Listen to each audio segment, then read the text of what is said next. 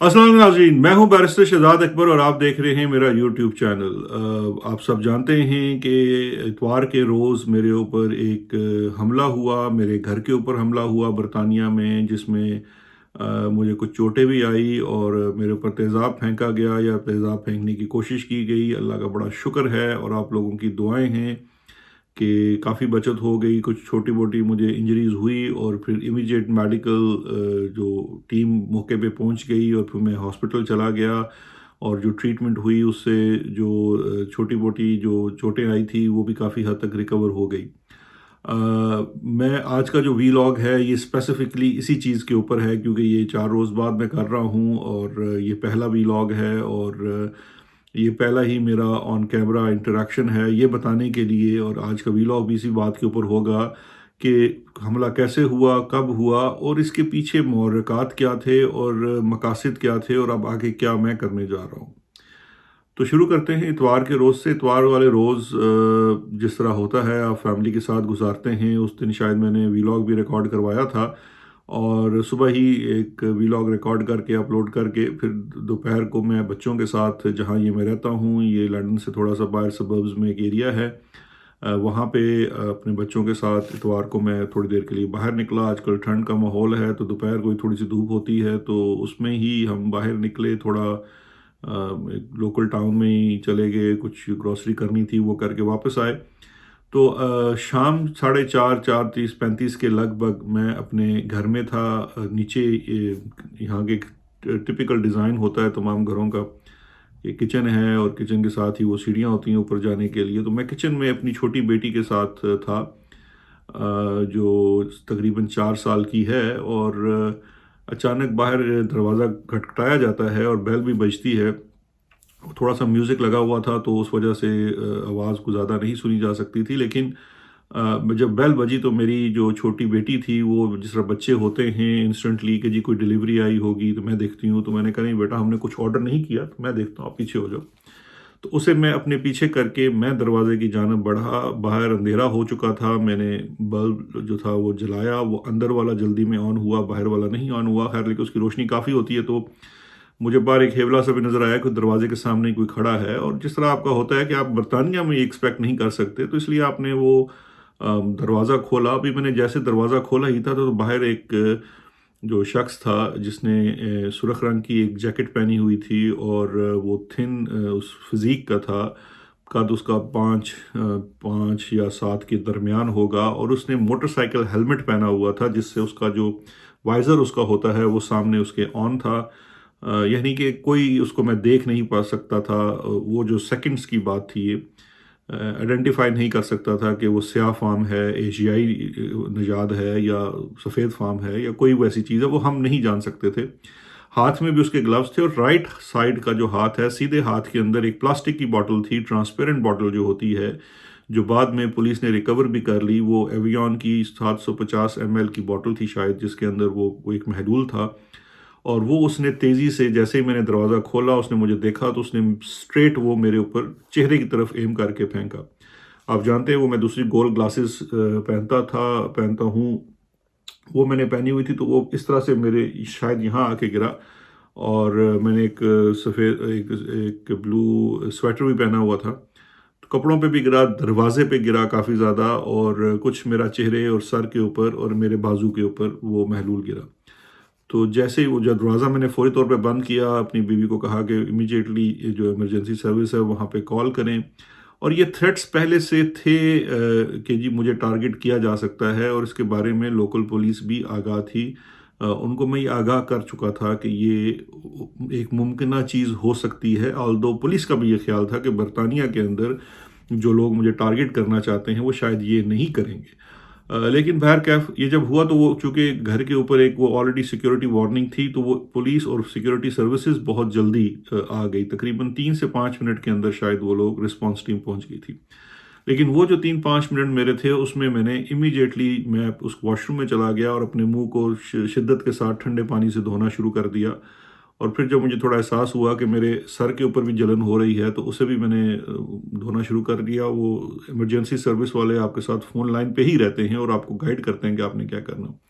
खैर उसके बाद एक लंबा किस्सा है कि वो کیسے وہ لوگ آئے، پولیس والے آئے اور ایمرجنسی سروسز آئی اور وہ مجھے انسٹنٹلی واش کرتے رہے. پھر انہوں نے گھر کے باہر بھی مجھے فائر ٹرک کے ساتھ کافی دیر تک جو ہے وہ میرا سر اور یہ ساری چیزیں واش کی. بازو والا جو برننگ ہے وہ تھوڑی دیر بعد احساس ہوا کہ وہ شاید سویٹر سے کچھ محلول میرے بازو پہ چلا گیا، تو وہاں پہ اس نے وہ نشان چھوڑ دیے. تو پھر تقریباً کوئی 15-20 منٹ واش کرنے کے بعد وہ میرے کپڑے سارے انہوں نے لے لیے، چونکہ وہ کرائم سین بن چکا تھا اور وہ سیمپلز چلے گئے. مجھے پھر یہ اسپتال لے گئے. ہمارے گھر کے جو قریبی ایک بڑا اسپتال تھا وہ کیمبرج ہاسپٹل بنتا ہے، جو کافی بڑا ہسپتال ہے، اور وہاں پہ اس قسم کے ایسڈ کی ٹریٹمنٹ کی بھی اسپیشلائزڈ سروسز موجود ہیں. مجھے وہاں لے جایا گیا اور میں تقریباً شام 5 بجے 5:15 وہاں چلا گیا، اور صبح کے ٹائم پھر میں فجر کے قریب وہاں سے ڈسچارج ہوا. ہاسپٹل میں بھی ان کا ایک ڈی کنٹامینیشن کنٹینرز تھا، وہاں پہ لے جایا گیا، کیونکہ اس وقت تک پولیس کو اور ایمرجنسی پیرامیڈکس کو یہ پتہ نہیں تھا کہ یہ محلول کیا ہے. اندازہ تھا کہ کوئی تیزاب کے جیسا یا محلول ہو سکتا ہے، لیکن کوئی بائیو کیمیکل بھی ہے یا کچھ ہو، تو اس لیے وہ ایکسٹینڈڈ پروسیجر یہاں پہ ہوتا ہے جس کے تحت وہ ڈی کنٹامینیٹ کیا گیا. وہاں پھر سے کپڑے وہ دوسرے دیے گئے، اور ڈی کنٹامینیشن کے بعد پھر مجھے وہ اندر ہاسپٹل میں لے گئے. اور پھر ہاسپٹل میں آف کورس وہ جو ان کی ٹریٹمنٹ ہوتی ہے، سیمپلنگ ٹیسٹ وغیرہ، جو سب سے اچھی چیز مجھے بتائی گئی کہ یہ جو محلول تھا یہ سب سے خطرناک آنکھوں کے لیے، نظر کے لیے ہوتا ہے، تو اگر میری آنکھوں میں چلا جاتا تو اس سے شاید جو ہے وہ روشنائی جا سکتی تھی. لیکن گلاسز کی وجہ سے بچت ہو گئی، اور وہ جو گلاسز بعد میں وہ پولیس تو شروع میں اپنے ساتھ لے گئی تھی، پھر انہوں نے مجھے واپس کر دی ایک دن بعد. وہ گلاسز کے جو آپ کے جو یہ گلاسز ہوتے ہیں، اس کا جو شیشہ ہے یہ پلاسٹک کوٹڈ ہوتا ہے.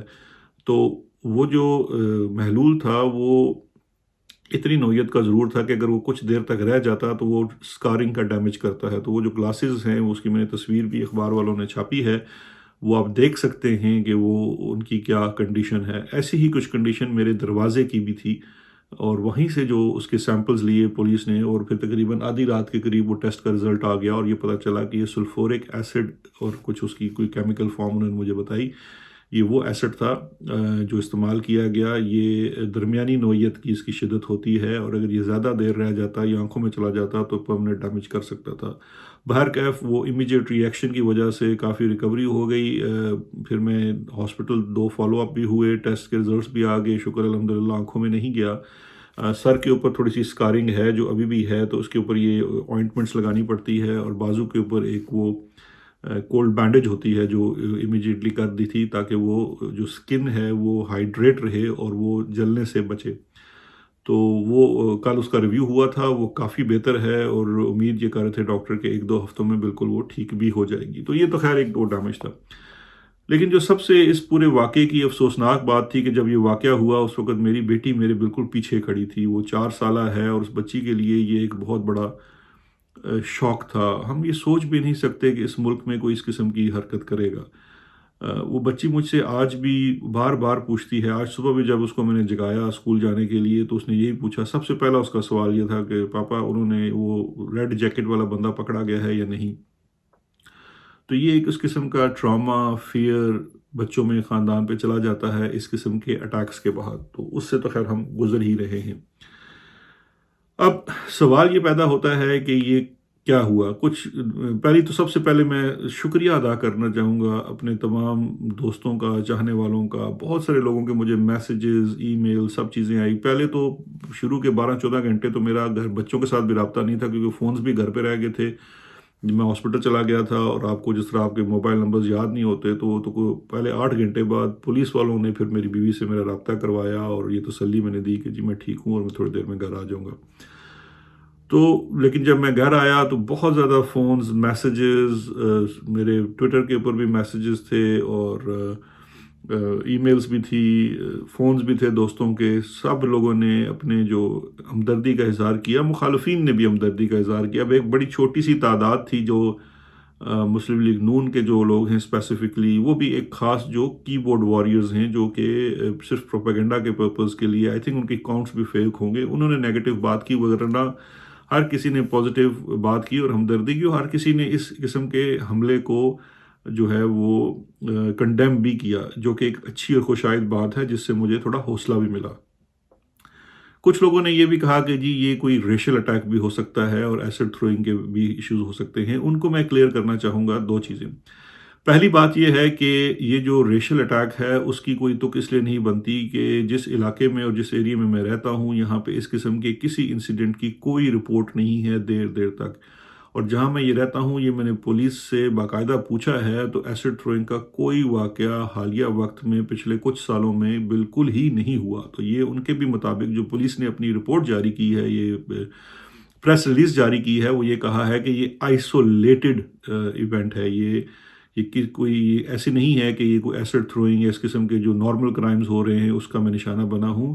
یہ ایکچولی ایک ٹارگیٹڈ اٹیمپٹ تھی. اور یہ ٹارگیٹڈ اٹیمپٹ اس طرح سے تھی کہ ظاہری بات ہے میں جب سے سیلف ایگزائل میں ہوں میں اپنے آپ کو، اپنی آئیڈینٹی کو، ہر چیز کو میں نے بڑا خفیہ رکھا ہوا تھا. اس کی وجہ یہ تھی کہ مجھے تھریٹ تھا. کچھ لوگ تھے جو میرے پیچھے ہیں اور ہم سب جانتے ہیں کہ وہ کون لوگ ہیں، اور وہ ان کو میں روگ ایلیمنٹس کہتا ہوں. تو وہ ان کی وجہ سے ہی میں نے کافی اپنی جو نقل و حرکت ہے اس کو خفیہ بھی رکھا ہوا تھا اور خاموشی سے زندگی گزار رہا تھا.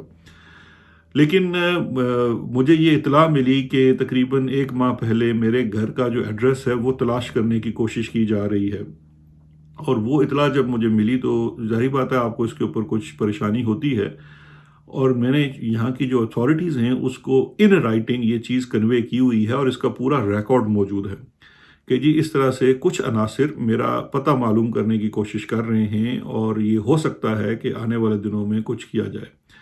پھر اس کے بعد پہلی دفعہ مجھے ایک حیرت اس بات پہ ہوئی کہ پہلے ڈان اخبار میں ایک خبر چھپی کہ جی کابینہ کے جو لوگ ہیں، کابینہ سیکرٹری نے فارن سیکرٹری کو کہا ہے کہ برطانیہ میں میرا پتہ ڈھونڈ کر میرے اوپر ایک لیٹر دیا جائے مجھے. خیر وہ اسی اسنا میں میرا گھر کا پتہ بھی ڈھونڈا جا رہا تھا کچھ عناصر کی جانب سے، اور جب میرا گھر کا پتہ شاید ان کو مل گیا ہوگا. خیر میرے گھر پہ ڈیلیور ہوا ایک لیٹر جو کہ پاکستان ہائی کمیشن کی جانب سے آیا تھا. یہ آج سے تقریباً 1 ماہ پہلے کی بات ہے. میں نے جب وہ لیٹر کھول کے دیکھا تو وہ کابینہ کی جانب سے ایک چٹھی تھی. اور یہ بڑی انٹرسٹنگ اور حیرت کی بات ہے کہ مجھے پاکستان چھوڑے تقریباً 19-20 ماہ ہو چکے ہیں. اس 19-20 ماہ میں پہلے کابینہ نے ایک شہباز شریف کی کابینہ نے ایک کابینہ کی کمیٹی بھی بنائی تھی. انہوں نے بھی مجھے نوٹس جاری کیا تھا، لیکن وہ نوٹس میرے پاکستان کے پتے پر گیا اور جب ملتا تھا پاکستان کے پتے پہ میرے پاس آتا تھا اور میں اس کو ٹویٹ کرتا تھا. یعنی کہ یہ مسئلہ نہیں تھا کہ مجھے وہ ریسیو نہیں ہو رہے. اور پھر میں نے ہر نوٹس کا باقاعدہ ان رائٹنگ جواب بھی دیا اور وہ میں اپنی ٹویٹ پہ اس کی کاپی بھی لگاتا تھا کہ جی یہ میں نے جواب دیا. کیبنٹ ڈویژن بھی اس وقت اور اس کے بعد نیب کی پچھلے 1.5 سال میں ہر چٹھی کا میں نے باقاعدہ جواب دیا. جو بھی وصول ہوئی سب پاکستان وصول ہوئی، لیکن میں ان کے جواب دیتا رہا ہر چیز کی. اچھا وہ تمام جواب جو ہیں وہ میری ٹویٹر فیڈ کے اوپر موجود ہیں اور میرے پاس ان کے ثبوت ہیں کہ میں ان کو یہاں سے پوسٹ بھی کرتا رہا. پھر میرے پاس ثبوت ہیں کہ میں نیب کے ہر افسر ان کو میں ان کے واٹس ایپ نمبرز کے اوپر بھی بھیجتا رہا. یہ تمام سلسلہ جاری رہا اور ہر سوال کا جواب بھی دیتا رہا. پھر اس کے بعد میں اسلام آباد ہائی کورٹ میں درخواست گزار بھی ہوں پچھلے 1 سال سے زائد عرصے سے، جہاں پہ میں یہ کہہ رہا ہوں کہ القادر ٹرسٹ جس کو پہلے 190 ملین NCA کیس کہا جاتا تھا اس کے اندر میرا ورژن اور میرا بیان جو ہے وہ حصہ بنایا جائے مثل کا. اس کے لیے بھی ایک چیز چل رہی ہے اور نیب انکاری ہے، وہ کہتا نہیں ہمیں فزیکلی اس بندے کو ہمیں چاہیے. تو یہ سارا سلسلہ اس کا بیک گراؤنڈ تھا. اس کے بعد یہ کیبنٹ ڈویژن کی جانب سے ایک ایسا فضول سا لیٹر آنا بڑا میرے لیے حیرت کی بات تھی کہ یہ اب کیبنٹ ڈویژن کس چیز کے لیے کر رہی ہے، کیونکہ اس لیٹر کے اندر بھی جو چیزیں مجھ سے مانگی ہوئی تھی وہ ایسی تھی کہ جی آپ جب ARU کے سربراہ تھے اور آپ جب پاکستان میں اسپیشل اسسٹنٹ تھے تو پتہ نہیں جی وہ ہمارے دفتر میں 4 چٹھیاں نہیں ہیں، 5 شارپنر نہیں ہیں، 1 پینسل نہیں ہے، 1 ربر نہیں ہے، تو وہ نہیں مل رہا تو وہ آپ ہمیں دیں. اچھا اب اس کی کوئی تک نہیں بنتی. اس کی وجہ یہ ہے کہ میں نے تو جنوری 2022 میں آئی تھنک 24 جنوری تھی میں نے ریزائن کیا. اس کے بعد ایک ہینڈنگ اوور ٹیکنگ اوور ہوتی ہے جو بھی ہمارے آفس میں. پہلے تو بات ہے کہ special assistant to prime minister کا آفس کوئی خاص ایسا آفس نہیں ہوتا، یا ایڈوائزر ٹو پرائم منسٹر کا آفس جو ہے اس کے اندر کوئی ایسی ڈاک نہیں ہوتی. لیکن جو بھی وہاں پہ معاملات تھے ان کو باقاعدہ لسٹ بنا کے ہینڈ اوور کیا، جو چیز ان کمنگ اور آؤٹ گوئنگ ہوتی ہے سب کچھ کیا. اچھا جو مجھے کاغذات مانگے گئے وہ سارے ایسے ہیں جو نیشنل کرائم ایجنسی سے متعلقہ ہیں. تو بھائی آپ حکومت پاکستان ہیں، آپ کو وہ کاغذات کسی تھرڈ پارٹی کے ہیں، وہ نیشنل کرائم ایجنسی سے تو مل سکتے ہیں، شہزاد اکبر سے وہ نہیں مل سکتے. تو لہٰذا وہ لیٹر بالکل ہی ایک فضول اور بے معنی سا لیٹر تھا. مقصد یہ تھا کہ کنوے کرنا تھا میسج کہ ہمارے پاس آپ کا پتہ ہے اور ہم آپ کو دیکھ لیں گے۔ اچھا، اس کے بعد آپ آگے چلتے ہیں تو یہ واقعہ ہو جاتا ہے۔ میں تو دیکھیے اس وقت پاکستان یہاں پہ جو پولیس ہے وہ اپنی انویسٹیگیشن کر رہی ہے، میں کسی کی جانب کوئی اشارہ نہیں کرتا، نہ ہی الزام لگاتا ہوں، لیکن تین چیزیں ایسی ہیں جس کو میں سمجھتا ہوں کہ مجھے ٹارگٹ کیا جا رہا ہے، اور وہ ٹارگٹ کرنے کا مقصد کیا ہے اور میں کیوں ٹارگٹ ہو رہا ہوں یا میرے پہ کیوں یہ حملہ کیا گیا ہے، وہ میں آپ سے بیان کر دیتا ہوں۔ دیکھیے یہ جو حملہ ہے یہ آئسولیشن میں تو یہاں کے لوکل کے حساب سے تو ایک آئسولیٹڈ حملہ ہے، لیکن ایک چیز ذہن میں رکھیے گا کہ یہ والا جو حملہ ہے یہ کنٹینیویشن ہے اس واقعے کی جس میں میرا بھائی پہلے میرے گھر سے اٹھایا گیا۔ اس وقت بھی ڈیمانڈ جو تھی اور آج بھی ڈیمانڈ یہی ہے کہ جی دیکھیے تین چیزیں ہیں، میں آپ کے سامنے ڈیمانڈ پہ بھی میں آتا ہوں کہ کیونکہ یہ سوال کل بھی مجھ سے جو اور ڈسیڈنٹس باہر بیٹھے ہوئے ہیں وہ بڑے پریشان ہیں، اس قسم کا واقعہ ہو سکتا ہے، تو لہٰذا انہوں نے بھی مجھ سے سوال کیا ہے کہ جی آپ ہماری تھوڑی سی رہنمائی فرمائیں، یہ کیوں آپ کو کیوں ٹارگٹ کر رہے ہو؟ تین چیزیں ہیں۔ پہلی یہ بات ہے کہ جو ہمارے ملک کی خفیہ ایجنسی ہے، جو انٹیلیجنس والے ہیں، انہیں مجھ سے بہت زیادہ شکایت ہے، اور پہلی شکایت ان کی یہ ہے کہ جب میں دور حکومت میں بھی تھا عمران خان صاحب کے ساتھ، اس وقت بھی مجھے بارہا پریشرائز کیا گیا، بارہا کہا گیا ادارے کی طرف سے، میں کسی شخصیت کی بات نہیں کرتا، ادارے کی طرف سے کہا گیا کہ آپ عمران خان کے ساتھ غداری کریں، یعنی کہ آپ ہماری طرف ہو جائیں۔ تو میں نے کہا جی کہ میں تو اسپیشل ایڈوائزر ہوں عمران خان کا، پرائم منسٹر کا، میری جو 100% آنیسٹی ہے وہ اس بندے کے ساتھ ہی ہوگی جس کے ساتھ میں ہوں، یہ نہیں ہو سکتا۔ ہاں میں ادارے کے خلاف نہیں ہوں، ملک کی فوج کے خلاف نہیں ہوں، کیونکہ ہمارا ملک ہے، ہماری فوج ہے، اور ہر اچھے اور نیک کام میں آپ کے ساتھ ہوں، ہر کام میں آپ کی اسسٹنس کے لیے موجود ہوں۔ اس کے علاوہ جو ہے میں کسی کے ساتھ کسی کے خلاف نہیں جا سکتا، تو یہ ایک چیز میرے خلاف تھی جو مجھے بعد میں کنوے بھی کی گئی کہ جی یہ چیز بھی آپ کے خلاف چارج شیٹ کا حصہ ہے۔ دوسری چارج شیٹ کیا ہے؟ وہ ڈیمانڈ ہے، وہ ڈیمانڈ ہے کہ 190 million case N C A case کے اندر عمران خان کے خلاف وعدہ معاف گواہ بنے۔ ابھی بھی جو لوگ عمران خان کے خلاف وعدہ معاف گواہ بنے ہیں وہ کوئی یہ نہیں کہ انہوں نے ان کے اندر سے کچھ سچ کیا ابشار پھوٹ پڑی ہے، ان تمام لوگوں کو کوہرس کیا گیا ہے، ان کو اٹھایا گیا ہے۔ اعظم خان کو کیسے گواہ بنایا گیا ہے عمران خان کے خلاف، اسی طرح سے گواہ بنایا گیا ہے کہ 30-32 دن ایک گریڈ 22 کا بندہ جو ہے وہ غائب رہا، اور اس کے بعد اس کی گواہی سامنے آتی ہے، ٹھیک ہے۔ تو یہ ساری کوورژن سے چیزیں چل رہی ہیں۔ میرے اوپر تو غصہ یہ ہے کہ یہ اس تمام معاملات سے پہلے ہمارے ہاتھ سے نکل گیا اور اب ہم اس کو کورس کرنے کے لیے، پریشرائز کرنے کے لیے میرا خاندان اس وقت تختہ مشق بنا ہوا ہے، اور اب ان کے ہاتھ اتنے لمبے ہو چکے ہیں ان لوگوں کے، یہ نہ کوئی ادارہ ہے، یہ نہ ہماری فوج ہے، یہ کچھ شخصیات ہیں جنہوں نے یہ طے کر لیا ہے کہ وہ اس ملک کو، اس اداروں کو اور ہماری فوج کو بدنام کریں گے۔ یہ وہ لوگ ہیں جو مجھے ٹارگٹ کر رہے ہیں، جو لوگ عمران خان کو ٹارگٹ کر رہے ہیں، جنہوں نے اس وقت ملک کا ستیہ ناش کیا ہوا ہے، وہی لوگ میں تو سمجھتا ہوں وہی لوگ، کیونکہ میرا یہاں کسی کے ساتھ کوئی کسی قسم کا بیر نہیں ہے، میں یہاں کسی پولیٹیکل ایکٹیویٹی کا حصہ نہیں ہوں، یہاں کسی چیز سے میں ٹارگٹ نہیں ہو رہا، ماں سوائے ایک اسپیسیفک ٹارگٹ ہے، ایک اسپیسیفک ڈیمانڈ ہے، اور اس پہ بھی میں بارہا یہ عرض کر چکا ہوں کہ میں کوئی کروسیڈر نہیں ہوں۔ بات یہ ہے جو آپ مجھ سے گواہی مانگ رہے ہیں وہ میں اس لیے دینے سے قاصر ہوں کہ وہ حقائق کے برعکس ہے، تو اگر میں آپ کے زور زبردستی دھاندلی میں آ کر اور اپنی جان بچانے کے لیے ایک جھوٹی گواہی دے بھی دوں گا تو وہ نہ صرف جھوٹ ہوگی بلکہ وہ اس کی کوئی بیسس ہی نہیں ہوگی، تو لہٰذا بڑے احترام کے ساتھ ایسی کوئی گواہی نہیں دی جا سکتی۔ آپ کو جو گواہی چاہیے، نیشنل کرائم ایجنسی نے سب کچھ کیا، ان کے ساتھ سیٹلمنٹ ہوئی، آپ ان سے گواہی لیں۔ اگر انہوں نے پاکستان کو پیسے دیے تھے تو وہ گواہی دے دیں جی کہ ہم نے پاکستان کو دیے تھے، تو ہمیں نہیں پتہ یہ سپریم کورٹ کے اکاؤنٹ میں کیسے آ گئے، اس سے بڑی گواہی کیا ہوگی؟ شہزاد اکبر تو جھوٹا بھی ہو سکتا ہے، سچا بھی ہو سکتا ہے، تو لہٰذا آپ اپنا فوکس ادھر ہی کریں۔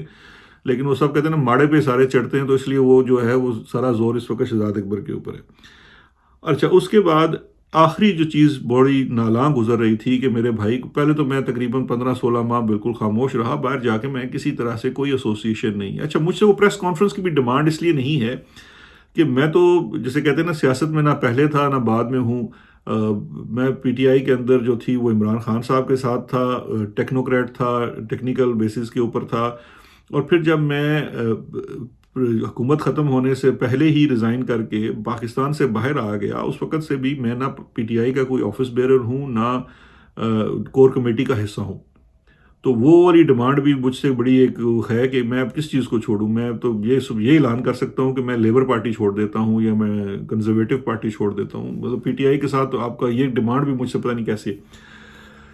اب آخری جو ان کے ساتھ مسئلہ تھا وہ تھا وی لاگس کا جی، کہ وی لاگس کے اندر جو ہے آپ کو اچھا وی لاگس کے اندر کیا پرابلم ہے جی. وی لاگس کے اندر یہ پرابلم مزے کی بات ہے، میرا وی لاگ تو بہت زیادہ چلتا بھی نہیں ہے، نہ سے کوئی پیسے کما رہا ہوں، کیونکہ یہ تو اس کی بڑی تھوڑی سی ویورشپ ہے. لیکن وہ جو ویورشپ ہے وہ بڑی کوالٹی کی ویورشپ ہے، کیونکہ جو باتیں میں کر رہا ہوں اپنے وی لاگ کے اندر وہ بڑی سبسٹانشل چیزوں کے اور ایشوز کے اوپر ہیں. اور اس میں نہ ہی میرا سٹانس اینٹی آرمی ہے، نہ ہی میرا stance anti I S I ہے، نہ ہی میرا سٹانس اینٹی پاکستان ہے.